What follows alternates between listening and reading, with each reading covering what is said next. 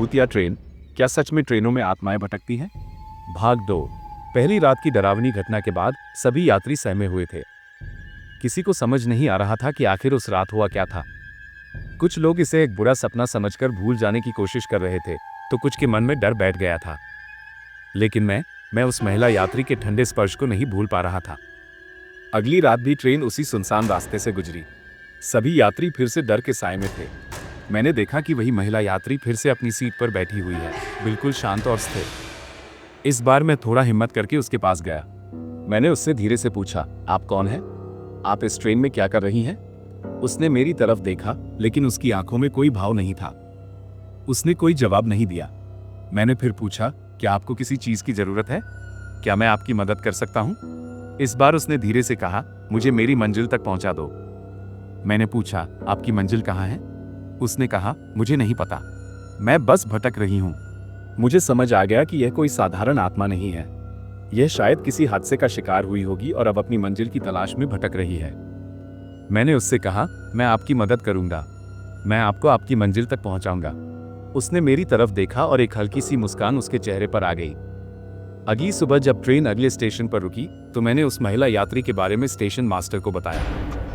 मैंने उसे बताया कि वह एक आत्मा है और अपनी मंजिल की तलाश में भटक रही है। स्टेशन मास्टर ने मेरी बात सुनकर आश्चर्य जताया। उसने कहा कि इस स्टेशन के पास एक बहुत बड़ा रेल हादसा हुआ था, जिसमें कई लोग मारे गए थे।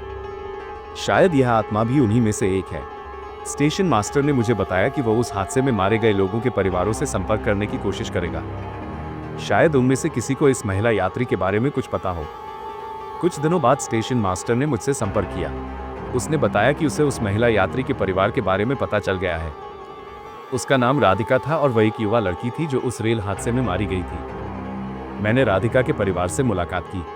उन्होंने मुझे बताया कि राधिका एक बहुत ही प्यारी लड़की थी और वह हमेशा दूसरों की मदद करती थी। उन्होंने मुझे ये भी बताया कि राधिका की एक अधूरी इच्छा थी।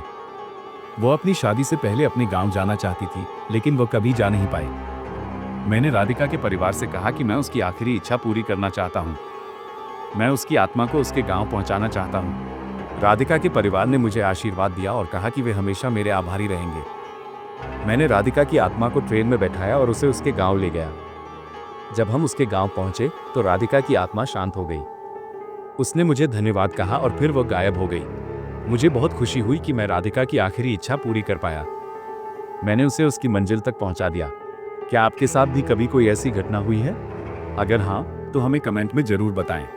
अगर आपको ये कहानी अच्छी लगी तो हमारे चैनल को सब्सक्राइब करें और वीडियो को लाइक करें। ये कहानी यही खत्म होती है। मुझे उम्मीद है कि आपको ये कहानी पसंद आई होगी। अगर आपके कोई सवाल हैं तो आप कमेंट में पूछ सकते हैं। हमारे चैनल को सब्सक्राइब करना न भूलें ताकि आपको हमारे नए वीडियो की नोटिफिकेशन मिलती रहे।